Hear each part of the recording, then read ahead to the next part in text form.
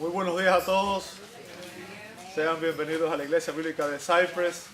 Es un gozo tremendo el estar nuevamente congregados en este lugar para adorar a nuestro Dios y damos gracias a Él por la presencia de todos y cada uno de ustedes en este lugar, ¿verdad? Nos gozamos en que usted esté adorando a nuestro Señor en esta mañana en este lugar. Damos gracias a Él porque nos permite este privilegio y esperamos que usted sea bendecido en el servicio en esta mañana. Queremos reconocer a todos y especialmente queremos darle la bienvenida a las personas que nos visitan hoy por primera vez, así que voy a pedir a las personas que nos visiten hoy que usted donde está, por favor levante su mano para que la iglesia los salude.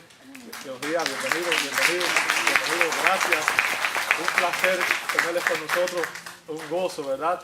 Espero que los diáconos le hayan dado a las personas que están de visita, les tenemos un Nuevo Testamento de regalo y un folleto con información de nuestra congregación para que usted pueda conocer más de nosotros, ¿verdad? Así que esperamos que los diáconos allá, no sé si ustedes leyeron también, allá hay unos hermanos también.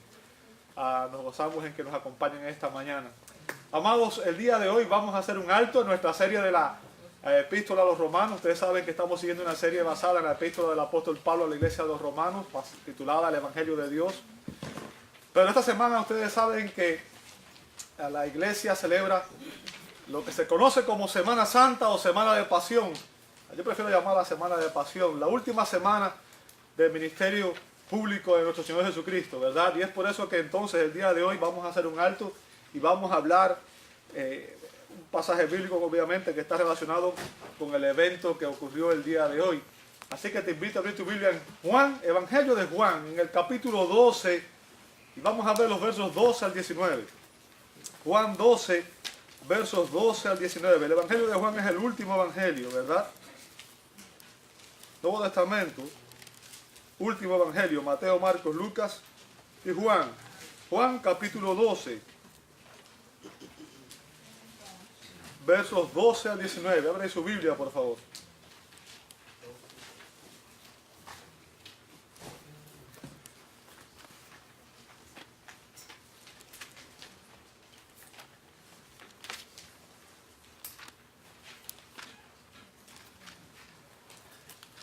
Y en este pasaje se nos narra lo que sería el recibimiento y el rechazo del Mesías. El recibimiento y el rechazo del Mesías. Juan 12, 12 al 19. Si tiene su Biblia abierta en Juan 12, le voy a rogar que usted me preste su atención.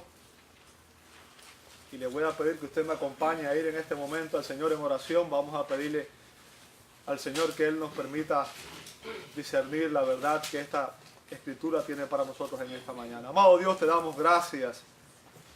Gracias por tu palabra, Señor. Y gracias por que en ella tú te has revelado. Es la verdad en la cual, Señor, podemos conocerte, a través de la cual, Señor, tú te has dado a conocer. Y queremos pedirte que en esta mañana podamos ver tu gloria, Señor, a través de esta palabra. Y podamos ver tu poder.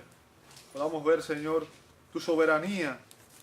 Y sobre todas las cosas podamos ver la expresión más grande de amor que tú nos has dado, que es entregar tu vida a favor nuestro en la cruz del Calvario, Señor.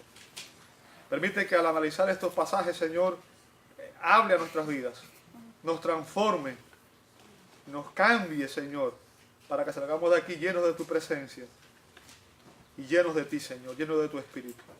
Pedimos que tú nos permitas tener plena comunión contigo, Señor, que tu Espíritu Santo esté preparando nuestras mentes y nuestros corazones, Señor, y que a través de tu palabra tú nos hables. Lo pedimos en el nombre santo de Jesús y te damos gracias. Amén, amén y amén. La iglesia a lo largo y ancho del mundo celebra hoy lo que la mayoría conoce como la entrada triunfal de nuestro Señor. Algunos lo llaman Domingo de Ramos. A mí no me gusta, realmente, ¿verdad? Yo prefiero llamarlo así también, entrada triunfal, aunque debo reconocer con algunos expositores que tal título, el título de entrada triunfal, sería mejor aplicado a la futura venida del Señor. Porque Él entró triunfalmente, pero en realidad Él no fue a conquistar ese día Jerusalén, ¿cierto? Él vino como siervo sufriente. Ahora, sin duda, el evento de la entrada triunfal de Jesús a Jerusalén es muy importante, es muy significativo. Es uno de los evento que está escrito en los 4 evangelios. O sea, los 4 evangelistas entendieron que este evento era sumamente importante para la iglesia y por tanto los 4 los registraron en su evangelio. Si usted se da cuenta cuando lee la escritura, se va a dar cuenta que es el único evento en que Jesús planeó y permitió el reconocimiento público. Usualmente Jesús le decía a las personas después de haberlo sanado o de haber hecho algún milagro, decía, ¿sabes? No lo digas a nadie. Esta es la única ocasión en que nuestro Señor mismo planificó cada detalle de este evento, lo permitió y recibió la adoración del público, ¿verdad? Su entrada triunfal a Jerusalén ha sido considerada por la mayoría de los teólogos como su última oferta pública de sí mismo como Mesías a los judíos, a su pueblo escogido. Bien, y ese me parece a mí que es la idea central. Jesús le ofrece salvación a todos aquellos que lo reciben como Salvador. Esa es la idea central de este pasaje. Jesús vino a buscar y a salvar lo que se había perdido. Él vino a ofrecer salvación. Lamentablemente, mucha gente lo rechazó, ¿verdad? Ahora vamos a ver en este pasaje, en primer lugar en el verso 12, vamos a ver lo que ocurrió ese día, ¿verdad? Vamos a ir viendo los eventos que ocurrieron ese día. En primer lugar, en el verso 12, nos habla de, yo puse, no le hagan mucho caso a veces a las palabras que uso para definir esto, ¿verdad? Procesión. Y recuerden, procesión es un grupo de gente que va siguiendo, va junto, acompañando algo. En este caso, la gente iba a Jerusalén con el propósito de celebrar la Pascua judía. Recuerden, Jesús era un judío. La iglesia nació ¿dónde? En Jerusalén, no en Roma, ¿cierto? Los primeros creyentes eran judíos, todos los apóstoles eran judíos. Y ese día las personas se estaban acercando para celebrar la Pascua, ¿verdad? Fíjense que el verso 12 comienza diciendo, el siguiente día, o sea, está hablando del día domingo, pues el sábado Jesús disfrutó de una cena íntima en Betania, en la casa de Simón el leproso. Usted puede ver eso en Mateo 26, 6 al 13 y en Marcos capítulo 14. Y en esa cena estaban sus amigos Lázaro, Marta y María. ¿Lo recuerda, verdad? Grandes amigos de Jesús. Y en esa celebración, en esa cena, si usted lee unos versos antes, en el verso 3 dice que María ungió los pies de Jesús con un perfume de nardo puro, ¿recuerda? Un acto de adoración extravagante, un perfume que costaba el salario de todo un año, y María lo virtió a los pies de Jesús para ungir sus pies y prepararlo para su crucifixión. Y de repente el evangelista Juan cambia la escena totalmente de aquella cena íntima con sus amigos a un ruidoso desfile público en Jerusalén, en el que dice el evangelista, el siguiente día, grandes multitudes que habían venido a la fiesta. Recuerden, la fiesta que es la Pascua, ¿verdad? Al oír que Jesús venía a Jerusalén. Entonces, el contexto aquí en que se celebra todo es la Pascua judía. Y déjenme decirle, la Pascua era una de las celebraciones más importantes para los judíos. Porque en la Pascua los judíos celebraban el hecho de que Dios los había libertado de la esclavitud en Egipto y los había sacado de ese lugar de Egipto para llevarlos a la tierra prometida. ¿Ok? Por tanto, cada vez que se celebraba la Pascua, los judíos pensaban en la liberación milagrosa, portentosa, que Dios había obrado, cómo a través de todas las plagas Él logró quebrantar el corazón de Faraón y cómo sacó a su pueblo con mano dura de Egipto, ¿verdad? Ahora, para entender la entrada triunfal de Jesús a Jerusalén, usted debe conocer toda la cronología en el plan divino, en el plan redentor de Dios que hay en el contexto para poder realmente tener una idea de qué era lo que estaba ocurriendo aquí. ¿Sabe? Este evento la entrada triunfal de Jesús no fue un evento que, como dicen algunos teólogos liberales, Jesús llegó allí y fue cautivado por el ambiente, por la atmósfera, y de repente se vio envuelto en aquello y no tuvo control sobre aquello, simplemente fue asesinado porque él cometió errores. Algunos enseñan eso. Yo quiero que te entiendas, para estas personas, Dios no tiene el poder que la Escritura nos enseña que tiene. Este evento, la Biblia nos enseña que había sido programado, dice Primera de Pedro, capítulo 1, versos 19 y 20, dice que había sido programado desde antes de la fundación del mundo. ¿Me escuchaste? O sea, Dios había trazado un plan redentor y desde antes de la fundación del mundo, Él había decidido que Cristo, su Hijo, vendría y moriría en la cruz del Calvario y daría su vida para rescatar a su iglesia, a su pueblo. ¿Sabe? Dios no hace plan A y plan B, como hacemos nosotros. Dios tiene un solo plan desde el principio. Y ese plan siempre se cumple porque Él es soberano. Y porque Él está en control de todos los eventos. Así que aún la entrada triunfal estaba dentro de ese calendario divino, ¿verdad? Jesús había venido a morir. En aquella Pascua, Él sería el Cordero Pascual. Y Jesús tenía que entrar a Jerusalén ese día exactamente, porque ese era el día en que se seleccionaban los corderos que iban a ser sacrificados el día exacto de la Pascua. O sea, ese era el día en que se escogían aquellos corderos. Y eso demostraba que Jesús era el cordero que el Padre había escogido para ofrecer en rescate de nosotros, de su iglesia, de su pueblo. ¿Ok? Y eso demuestra que Dios es soberano y que lo que estaba ocurriendo no fue casualidad, no fue la circunstancia, era el plan de Dios, el plan redentor de Dios en acción. La mano de Dios moviéndose detrás de cada uno de los eventos. Yo quiero que te entiendas, la vida de Jesús fue una cronología desde el principio hasta el fin. En el libro de los Gálatas se dice que cuando llegó el cumplimiento del tiempo, Dios envió a su Hijo, nacido de mujer y nacido bajo la ley. Llegó el cumplimiento del tiempo. ¿Qué tiempo? El tiempo que Dios había marcado en su calendario divino, en que comenzaría el plan redentor y se pondría en acción el hecho de que su Hijo vendría al mundo. ¿Ok?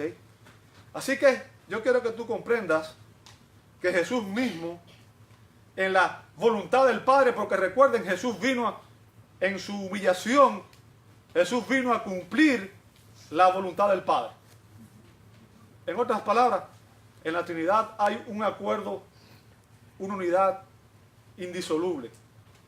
Cristo no vino a hacer nada que no fue determinado por el Padre, y el Espíritu Santo no va a hacer nada que no haya sido determinado por el Padre y por el Hijo. Hay una unidad increíble. Cristo no vino a morir por uno diferente a los que el Padre había escogido. Yo quiero que usted entienda eso, porque hay muchas personas que tienen esa confusión. Cristo vino y murió por todos, aun cuando el Padre había escogido a alguno. Eso es un desastre, porque es decir que la Trinidad está confundida. ¿Sabe? Yo entiendo que nosotros estemos confundidos, porque somos finitos y no entendemos muchas cosas, pero Dios nunca se confunde. Si Él estuviera confundido, no sería quien es. ¿Ok? Así que Jesús mismo, en la voluntad del Padre, planeó deliberadamente todos los eventos relacionados con esta celebración, con su entrada triunfal a Jerusalén. ¿Me escuchó? ¿Ok? Ahora, para que usted vea que esto fue así, yo quiero recordarle que el ministerio público de Jesús comenzó en las bodas de Caná de Galilea. ¿Recuerda eso? En las bodas de Caná de Galilea. Y que en ese entonces María le dijo que se había acabado el vino. Y la respuesta de Jesús, no sé cuántos recuerdan, Jesús le dice en Juan capítulo 2, verso 4, aún no ha venido mi hora. O sea, María estaba tratando de que él hiciera algo. Jesús le dice, ¿sabes qué? Yo no estoy bajo tu calendario, yo estoy bajo el calendario divino. Y aún no ha llegado mi hora. ¿Ok? A partir de ahí, Jesús se enfoca en su ministerio público. Jesús se enfoca en su ministerio público. Y Juan nos dice que cuando esto ocurrió, si usted lee en Juan 2.13, unos versos más abajo de Juan 2.4, dice, estaba cerca, ¿qué cosa? La Pascua de los judíos. Y Jesús, ¿qué hizo? Subió a Jerusalén. O sea, fíjense, el ministerio público de Jesús comenzó en la Pascua y iba a terminar en la Pascua. De esa manera usted puede seguir el calendario de los 3 años del ministerio público de Jesús, su año de presentación, su año de popularidad y su año de pasión a través de las Pascuas. ¿Ven qué fácil es? A veces leemos la Biblia y no entendemos en qué año estaba ni en qué lugar estaba. Tenemos que ubicarnos para entender toda la cronología de lo que él estaba haciendo, ¿verdad? Así que la primera Pascua fue durante su año de presentación en Juan capítulo 12, verso 13. Y en esa ocasión él no solamente transformó el agua en vino, sino que si usted lee la escritura se va a dar cuenta en Juan capítulo 2, verso 13 al 22, que Jesús en el primer año de ministerio entró al templo y purificó el templo. Jesús purificó el templo 2 veces, al principio de su ministerio y al final de su ministerio. Mucha gente no sabe esto, ¿ok? Porque no conoce la cronología. Ahora, la segunda Pascua fue durante su año de popularidad. Y si usted lee el Evangelio de Juan, la encuentra en Juan capítulo 6, verso 4. Y la tercera y última Pascua fue en su año de pasión y culminó con la crucifixión de Cristo. Bien, ya tiene la cronología del Evangelio de Juan. ¿Yo qué fácil es?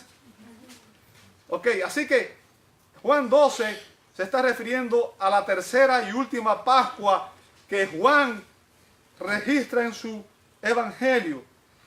Y lo que yo quiero que usted entienda es que a medida que Jesús ganaba más y más en popularidad, a medida que la gente lo seguía más personas estaban tratando de seguir su ministerio, lo que pasaba era que más y más también se granjeaba el odio, se ganaba el odio de sus enemigos.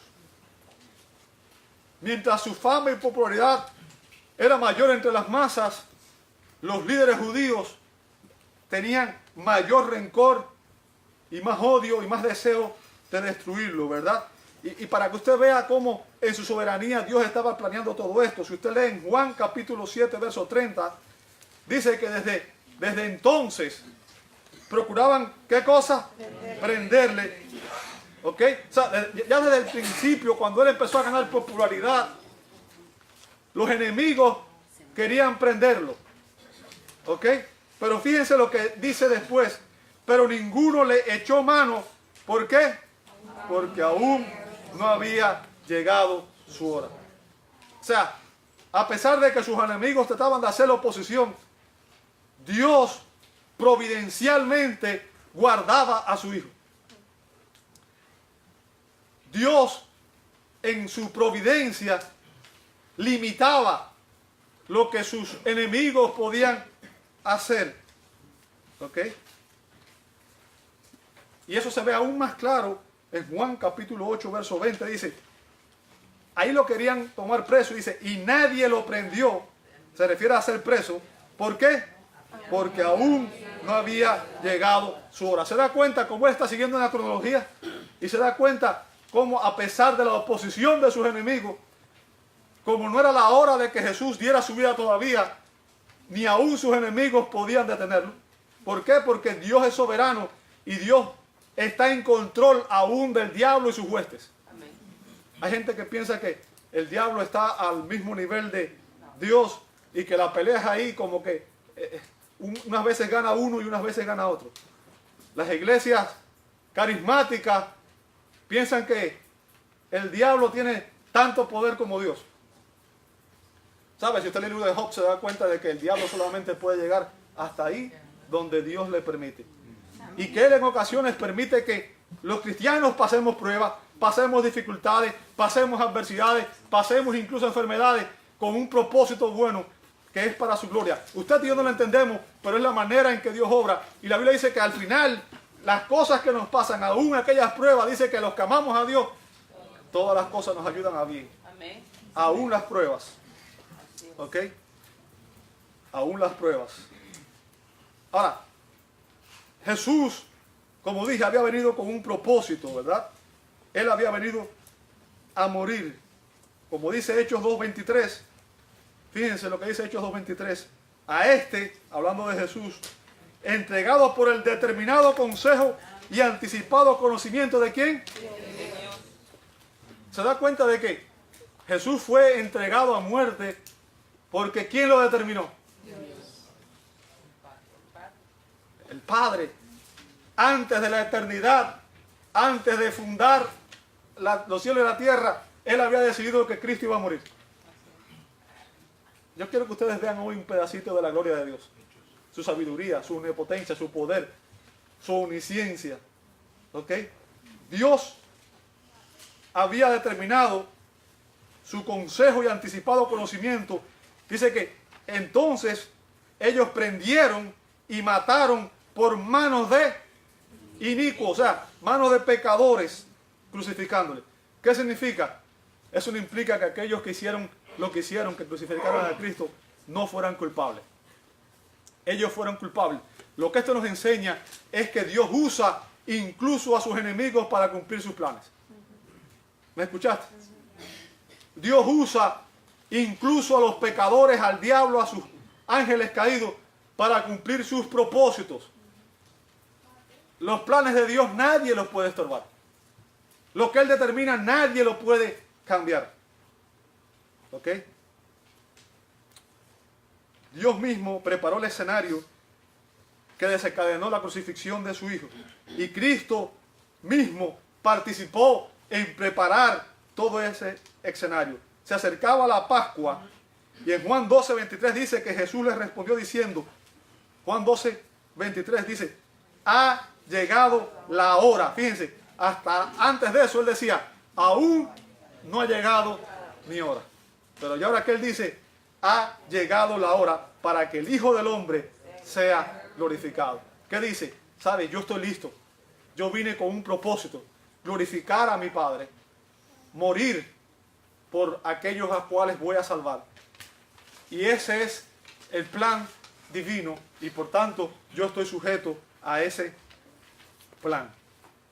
Ahora, el punto, amado hermano, es que las personas que seguían a Jesús aquel día, en esta gran procesión, estaban convencidas de que Jesús era el Mesías.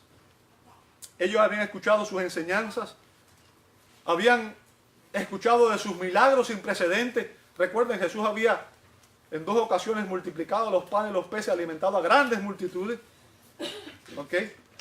Sabían que Él, sobre todas las cosas, el evento más importante, y es el que tenemos que entender que fue lo que desencadenó todo esto, Jesús había resucitado a Lázaro después de 4 días de muertos. Hacía pocos días. Y ese evento, imagínense que alguien venga y resucita a un muerto de 4 días. Y que todo el mundo se entere. ¿Quién es este hombre que pueda hacer algo tan portentoso? ¿Ok? Fue ese evento que creó toda esa algarabía entre la gente y todo el mundo quería ver a Jesús. Porque querían, de alguna manera, cerciorarse si realmente Él era el Mesías prometido, ¿verdad? Jesús era realmente el que ellos estaban esperando. Y a medida que Jesús se acercaba, la gente empezó a reunirse, la procesión se hizo más grande y obviamente ustedes saben muchas veces que las masas, cuando usted se emocionan, el fervor se hace mayor y mayor, ¿cierto? Es por eso que tenemos que tener cuidado. Muchas veces las emociones controlan y cuando hay mucha gente es fácil encender la llama de la pasión. ¿Bien? Y eso fue lo que estaba pasando allí. La gente en el fervor veían a Jesús como aquel que estaban esperando. ¿Okay? Yo quiero que usted entienda, Jesús mismo había planificado deliberadamente esta situación. Él deliberadamente obró ese milagro en este tiempo y se puso en este lugar, en ese tiempo, precisamente para que se cumpliera este propósito de Dios. Era atraer la mayor cantidad posible de personas. Él se estaba presentando una última vez a ellos como el Mesías Redentor. Y de alguna manera también, de esa forma, despertar el celo de sus enemigos para que esto desencadenara en su muerte. O sea, era la manera en que Dios estaba cumpliendo su propósito. ¿Ok? Si usted, por ejemplo, lee en Marcos 10, 33 al 34, después que Jesús resucitó a Lázaro y ya dice, he aquí subimos a Jerusalén y el Hijo del Hombre será, ¿qué cosa? Entregado a los principales sacerdotes y a los escribas y le condenarán a muerte y le entregarán a los gentiles y le escarnecerán, le azotarán y escupirán en él y le matarán, mas al tercer día resucitará. O sea, él estaba diciendo esto a sus discípulos antes de llegar a Jerusalén. Él estaba diciendo, esto es lo que va a pasar. ¿Se da cuenta de que él estaba en control?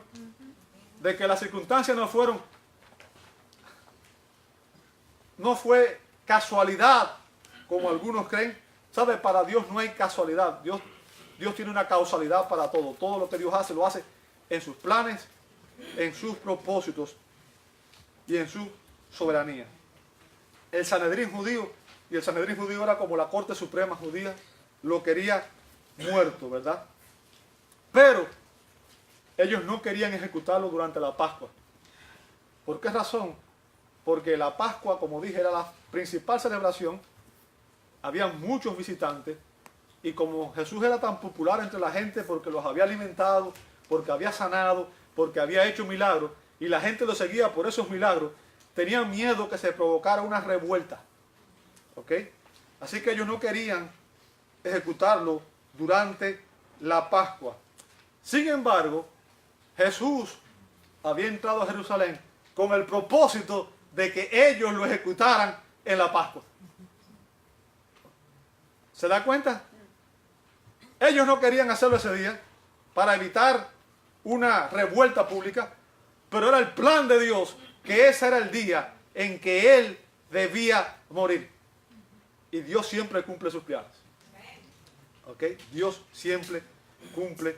Sin saberlo, sus enemigos estaban cumpliendo el decreto divino. Fíjense lo que dice Hechos capítulo 4, verso 27. Dice, porque verdaderamente se unieron en esta ciudad, hablando de Jerusalén, contra tu santo Hijo Jesús, a quien ungiste, Herodes y Poncio Pilato, con los gentiles y el pueblo de Israel.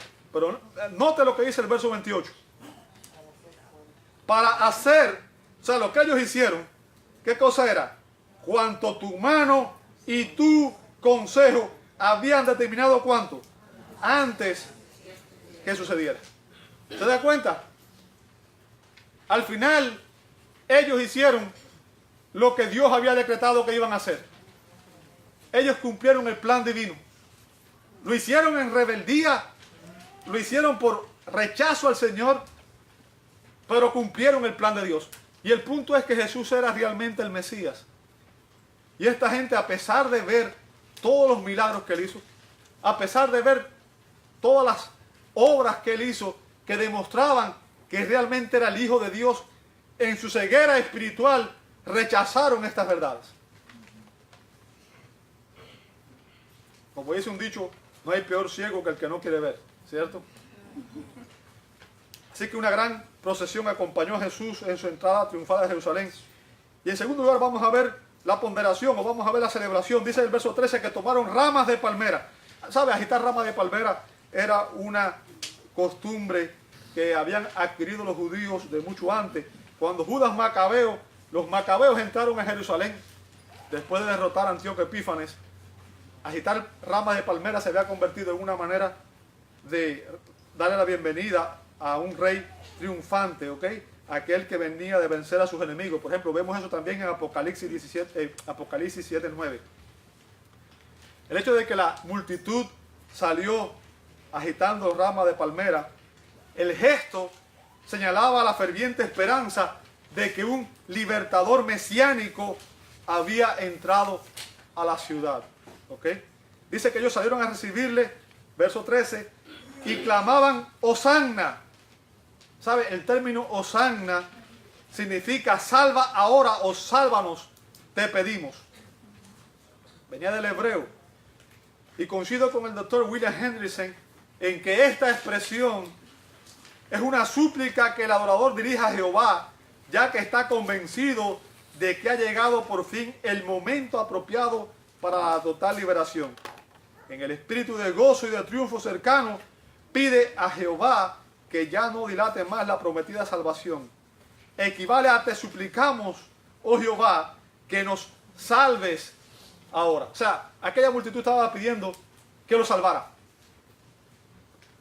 Tenemos que entender que ellos no estaban pidiendo un salvador de la condenación del pecado, un salvador espiritual. Ellos estaban pidiendo un salvador nacional, alguien que viniera y librara a los judíos del yugo de Roma y restableciera a Israel al esplendor que había tenido durante el reinado de David y durante el reinado de Salomón. Lamentablemente, el Mesías estaba allí, pero como dice Juan capítulo 1, verso 11, a los suyos vino y los suyos no lo recibieron. ¿Por qué? Porque como mucha gente hoy, Él vino ofreciendo salvación de los pecados, no vino ofreciendo salvación de un gobierno tiránico. ¿Sabe? Hay mucha gente hoy que rechaza a Dios porque quieren que Dios haga lo que ellos quieren. En mis términos, Dios tiene que darme todo lo que yo pido y si Dios no me da eso, yo no quiero un Dios de esa manera. Eso fue lo que pasó con los judíos. Jesús vino y lejos de recibirlo, lo rechazaron. Fíjense, después dice, bendito el que viene en el nombre del Señor, el Rey de Israel.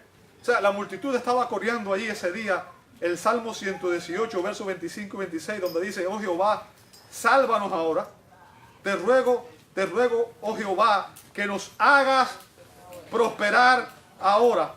Bendito el que viene en el nombre de Jehová. Desde la casa de Jehová os bendecimos. O sea, para los judíos este era un clamor muy familiar. Este salmo formaba parte del Jalel, que eran un grupo de salmos que iban desde el Salmo 103 hasta el Salmo 118. Eran los salmos que los judíos cantaban en el templo durante las fiestas, durante todas las fiestas y especialmente durante la fiesta de la Pascua.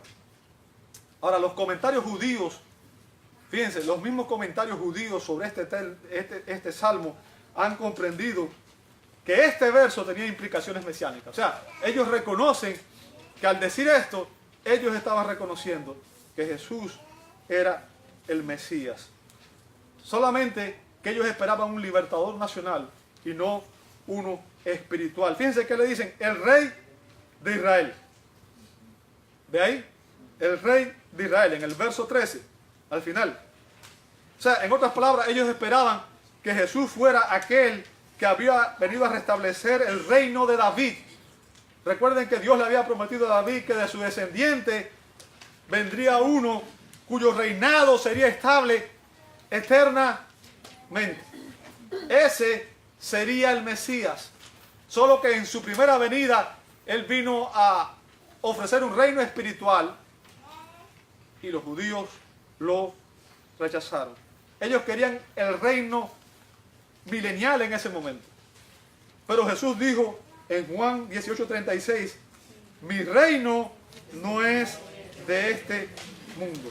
O sea, Él no había venido a derrotar el imperio romano, sino como dice 1 de Juan capítulo 3, verso 18, a deshacer las obras del diablo. Así que veremos que Jesús planeó toda aquella celebración para cumplir la profecía, versos 14 al 16. Versos 14 al 16 dice, y halló Jesús un asnillo. Usted sabe que Jesús no lo halló. Él mandó a sus discípulos y los llamó para que prepararan. Simplemente Juan resume eso porque el propósito de Juan es otro. Pero si usted lee los evangelios sinópticos, se va a dar cuenta que fue Jesús quien envió a 2 de sus discípulos a buscar este asno, ¿verdad? Dice, y montó en él como, y después note lo que dice, como está, ¿qué cosa? Escrito. Cada vez que usted vea como está escrito, se refiere a que eso viene ¿de dónde? Del Antiguo Testamento. Está cumpliendo una profecía del Antiguo Testamento. Dice, como está escrito, no temas, hija de Sión, he aquí tu rey viene montado sobre un pollino de asna. O sea, la razón por la que Jesús entró a Jerusalén de la manera que Él lo hizo fue para cumplir las profecías. En el Antiguo Testamento, el profeta Zacarías, en Zacarías capítulo 9, verso 9, había dicho: alégrate mucho, hija de Sión, da voces de júbilo, hija de Jerusalén. He aquí tu rey vendrá a ti, justo y salvador, humilde y cabalgando sobre un asno, sobre un pollino, hijo de asno. Como dice el doctor James Montgomery Boyce, quizás pensamos que Jesús, como Dios, no debe ser atado por nada. Pero Jesús se consideraba obligado por la Escritura como una expresión infalible de la voluntad del Padre, como le indican muchas otras expresiones, muchas otras acciones, guiadas por la Escritura a lo largo de su ministerio. Esto demuestra, amado hermano, la veracidad y la infalibilidad de la Escritura. Jesús tenía que cumplir todas las profecías que se habían dado en el Antiguo Testamento. ¿Por qué? Porque si Él no las cumplía, significa que había una palabra de Dios que Él no habría cumplido. Y por tanto, Dios estaría negando su palabra. Ahora, el punto que quiero hacerle es que cuando usted y yo leemos la Escritura, tenemos que entender que si Jesús mismo estuvo sujeto a la palabra, implica que Dios nunca falla a su palabra. ¿Entiende lo que estoy diciendo? Es por eso que la Biblia es la revelación definitiva, es la palabra profética más seguro, porque Dios nunca va a negar su palabra. Y si Él cumplió todas estas profecías que Él había dado en cuanto a la primera venida de Jesús, todas las profecías que están pendientes en cuanto a su segunda venida, también las va a cumplir. Eso demuestra la fidelidad de la palabra de Dios. Dios siempre cumple su palabra. El término hija de Sión aquí se refiere a Jerusalén. Y fíjense que se le dice: no temas. ¿Por qué? Porque tu rey, fíjense, un rey justo, salvador y humilde. En su primera venida, esa fue la manera en que Cristo se presentó. Justo, salvador y humilde. Pero no se confunda. No se confunda. Lea el Salmo 2. ¿Por qué se amotina la gente? Los pueblos piensan cosas vanas contra Jehová y contra su ungido. Teman, no sea que un día se inflame su ira y perezcan. En su primera venida Él vino como siervo sufriente. En su segunda venida viene como Rey de reyes y Señor de señores a implantar su reino en justicia y paz. Y todos sus enemigos serán juzgados. Ese día no habrá misericordia, porque la misericordia es hoy. Se extiende a todos aquellos que reciben a Cristo como Señor y Salvador. Él ofrece su reino, ofrece su salvación a todos aquellos que deciden someterse por la fe y reconocerlo como Señor y Salvador. ¿Ok? Fíjense, lamentablemente, ni siquiera sus discípulos en aquel entonces entendieron lo que estaba pasando. Vean lo que dice el verso 16. Dice: estas cosas no las entendieron sus discípulos al principio, pero cuando Jesús fue glorificado, entonces se acordaron de que estas cosas estaban escritas acerca de Él y de que se las habían hecho. ¿Qué implica esto? ¿Sabe? No fue hasta después del bautismo del Espíritu Santo que el Espíritu Santo iluminó a estas personas para que ellos pudieran entender a plenitud toda la enseñanza que Jesús les había dado. En otras palabras, el Espíritu Santo abrió los ojos espirituales de estas personas y les permitió comprender las Escrituras del Antiguo Testamento. ¿Sabe? Si el Espíritu Santo no ilumina a un pecador, nunca podríamos ver el mensaje de la Escritura en el sentido real que él tiene. ¿Entiende eso? La Biblia dice que el hombre natural no entiende las cosas que son del Espíritu porque se han de discernir espiritualmente. A menos que el Espíritu Santo regenere a un pecador y abra sus ojos espirituales y lo ilumine, nunca podría entender el mensaje de la Escritura. Dice que no solamente les abrió los ojos, sino que les recordó vívidamente todas estas y otras profecías mesiánicas, que para su asombro ellos mismos cumplieron. Fíjense, ellos estaban participando del plan de Dios, ellos cumplieron esta profecía, sin embargo ni siquiera ellos entendían lo que estaban haciendo. Es increíble, ¿verdad? Es increíble. Y vemos cómo todo el propósito de Cristo se cumplió en este plan, ¿verdad? Los muchos milagros de Jesús le habían traído mucha popularidad entre las masas.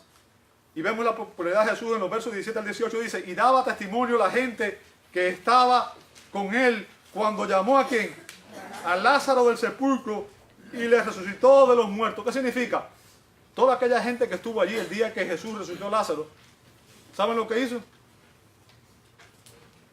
Fue y empezó a compartir con otros lo que habían visto.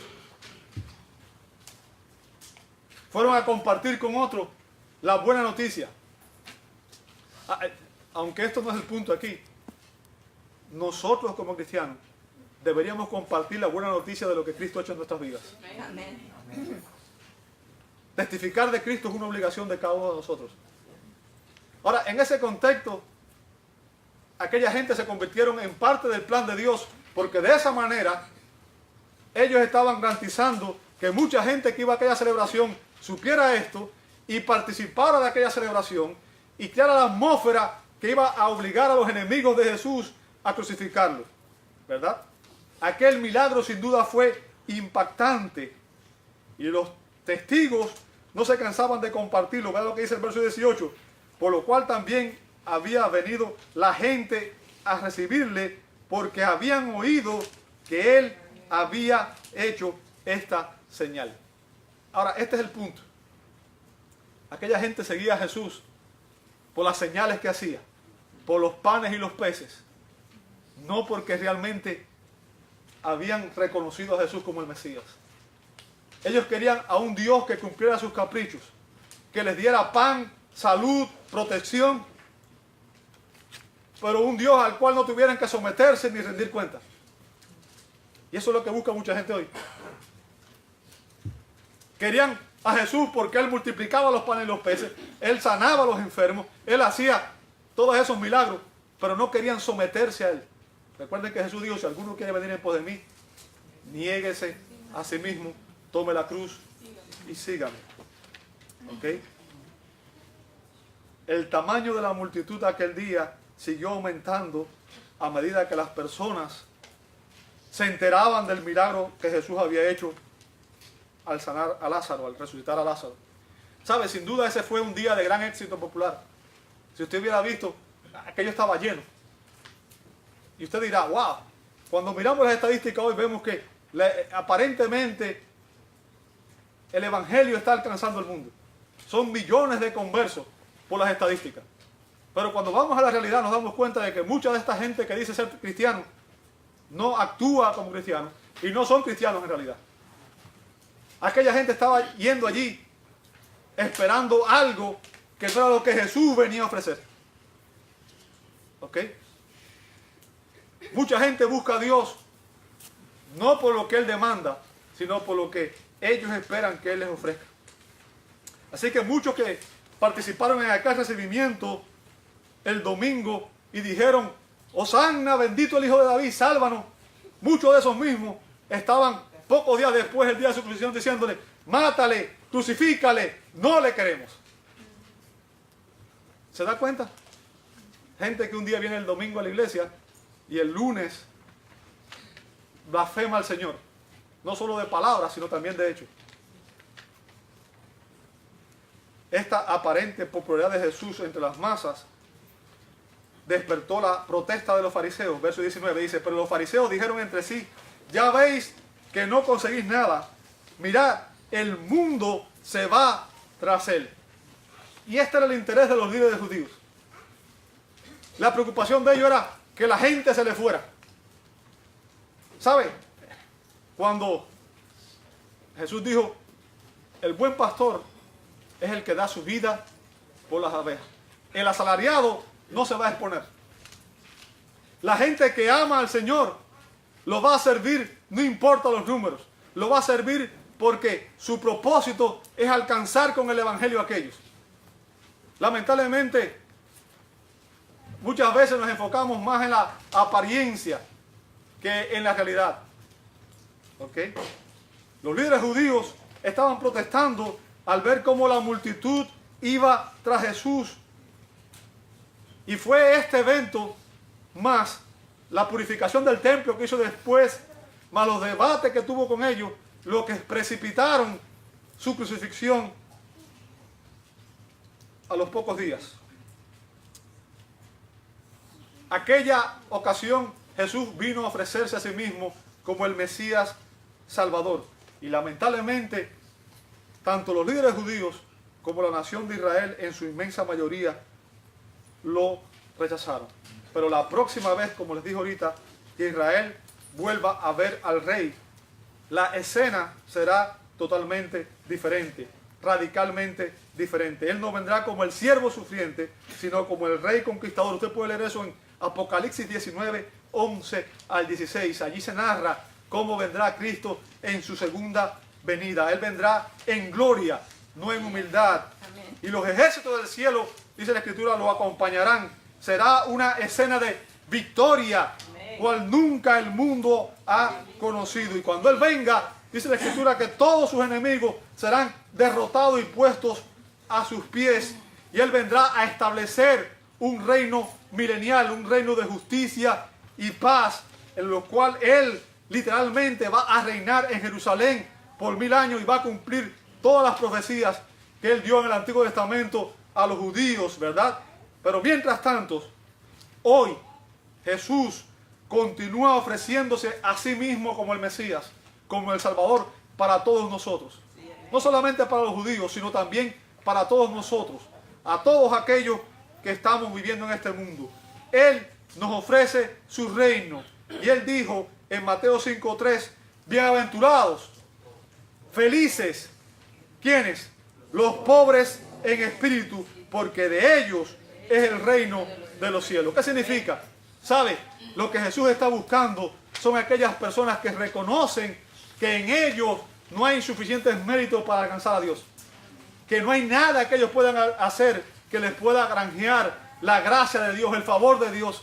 Que la salvación no es por obras, sino que es por pura gracia, que es un don de Dios, un regalo que Dios da. Amén. Y que Él en la cruz del Calvario compró con su sangre a todos aquellos que se arrepienten de sus pecados y pagó por ellos, para que si usted hoy reconoce a Cristo como Señor y Salvador, usted es reconciliado con Dios y usted es aceptado por Dios en su familia, adoptado por Dios en su familia, dice la Escritura en Juan 1:12, mas a todos los que recibieron, a los que creen en su nombre, les da la potestad de ser hechos hijos de Dios. Amén. Gloria a Jesús. Sus únicos requisitos son que usted reconozca su bancarrota espiritual, que usted se arrepienta de sus pecados, porque dice en Hechos 17:30 que Dios manda a todos los hombres en todo lugar que se arrepientan de sus pecados y que recibamos a Jesucristo como nuestro único y suficiente Salvador.